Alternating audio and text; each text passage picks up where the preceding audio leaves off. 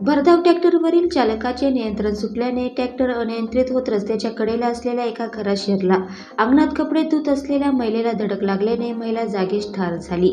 ही घटना मंगळवारी 21 मे रोजी सकाळी 11 वाजताच्या सुमारास स्थानिक परिसर क्षेत्रातील किडकीपार इथे घडली. मिळालेल्या माहितीनुसार ट्रॅक्टर चालक संदीप राजाराम कोरे वय 29 हा ट्रॅक्टर व बिना क्रमांकाच्या ट्रॉलीत धानाचे पोते घेऊन किडकीपारवरून आमगावकडे येत असताना गावातच चालकाचं ट्रॅक्टरवरील ताबा सुटल्याने ट्रॅक्टर अनियंत्रित झाला.